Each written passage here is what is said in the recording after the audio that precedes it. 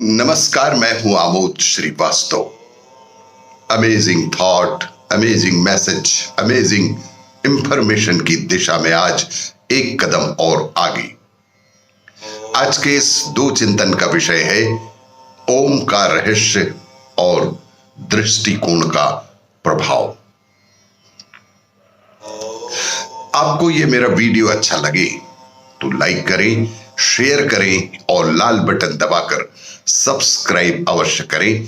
साथ ही bell icon दबाना बिल्कुल ना भूलें।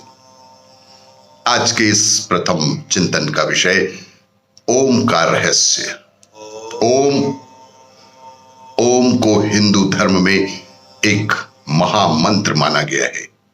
ऐसा माना जाता है कि संपूर्ण सृष्टि का वास इस जाप में है और यही कारण है कि इसे रोज अपना ईश्वर के लिए जपना ईश्वर को प्रसन्न करने का सबसे सीधा और सरल उपाय है। ओम का जाप करने से शरीर में प्राण शक्ति का संचार होने लगता है। इस एक शब्द में न सिर्फ धर्म का सार है बल्कि विज्ञान का विस्तार भी है। ओम का जाप करने से जितना व्यक्ति को आध्यात्मिक लाभ होता है उतना ही गहरा उसे स्वास्थ्य लाभ भी मिलता है।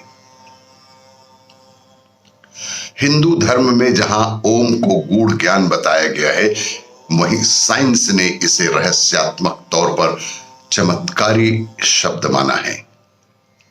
ओम का जाप आपकी स्वास्थ्य के लिए बहुत ही फायदेमंद है। इस मंत्र के जाप से कई अद्भुत मेंटल और फिजिकल हेल्थ बेनिफिट्स जुड़े हुए हैं, जो कि बहुत सारे प्रयोग के द्वारा सिद्ध भी पाए गए हैं। जैसे कि तनाव को दूर करता है ओम का उच्चारण, ध्यान और एकाग्रता बढ़ाता है ओम का उच्चारण, रक्तचाप को संतुलित करने सहित अन्य लाभ पहुंचाता है। ओम का जाप करने का सही तरीका, शुरुआत में आप 108 बार से शुरू कर सकते हैं और धीरे धीरे इसे 200 से लेकर 300 बार तक इसका ओम शब्द का उच्चारण कर सकते हैं। महीने में एक बार 1008 बार जाप भी कर सकते हैं। ओम का जाप करने का अच्छा समय सुबह 6 बजे, दोपहर 12 बजे और शाम 6 बजे का बताया गया है। इसे संध्या काल या शुभ समय के रूप में भी माना जाता है। इसके अलावा आप जितनी बार चाहें उतनी बार ओम का जाप कभी भी कर सकते हैं और अपनी सुविधा के अनुसार जब भी चाहें तब ओम का उच्चारण कर सकते हैं। लेकिन अगर आप किसी पूजा या किसी संकल्प के तहत कर रहे हैं तो इसे नियम के साथ करना आवश्यक है। ओम एक शब्द ही नहीं, एक रहस्यात्मक विज्ञान भी है। आज के इस दूसरे चिंतन का विषय दृष्टिकोण का प्रभाव। जैसा विचार वैसा ही हमारा निर्माण भी तय होता है। सकारात्मक सोच से शरीर में आवश्यक ऊर्जा उड़ती है, ऊर्जा बढ़ती है और नकारात्मक सोच से ऊर्जा नष्ट होती है। यह कभी नहीं भूलना चाहिए कि हम सर्वशक्तिमान, दयालु और कृपा निधान ईश्वर की सर्वोत्तम कृति हैं। ईश्वर ने हमें संसार में अपना उत्कृष्ट प्रदर्शित करने के लिए भेजा है। उस सर्वशक्तिमान ने हमें योग्यता, प्रतिभा, ज्ञान, बुद्धि, विवेक, विचार और अंतर्दृष्टि जैसे अलौकिक एवं अनुपम गुणों से उपकृत कर इस दुनिया में भेजा है। इन अमूल्य गुणों को आत्मसात कर हमें जीवन को संवारने के उपक्रम में उन्मुख होना चाहिए। हमारे पौराणिक शास्त्र कहते हैं कि जीवन के प्रति हमारा जैसा विचार या जैसा दृष्टिकोण होता है, हम वैसे ही बनते चले जाते हैं।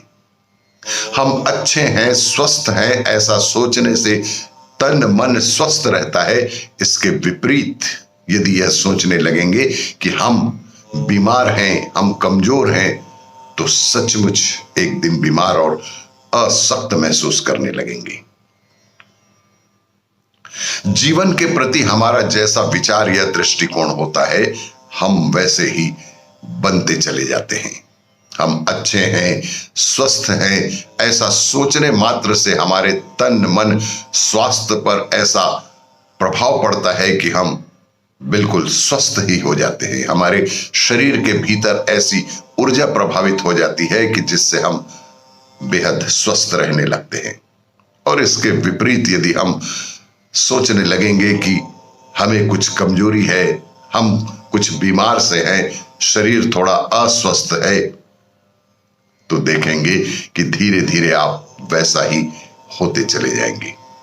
इसी कारण, इसी प्रकार यदि हम गरीब हैं, हमारे पास पैसा, धन, ऐश्वर्य और वैभव नहीं है, ऐसा सोचने से ही हमारे जीवन में दरिद्रता बढ़ती चली जाती है। हम सचमुच श्रीहीन होते चले जाते हैं। निसंदेह प्रत्येक व्यक्ति के जीवन में सुख दुख दोनों का ही बरोबर प्रभाव पड़ता है।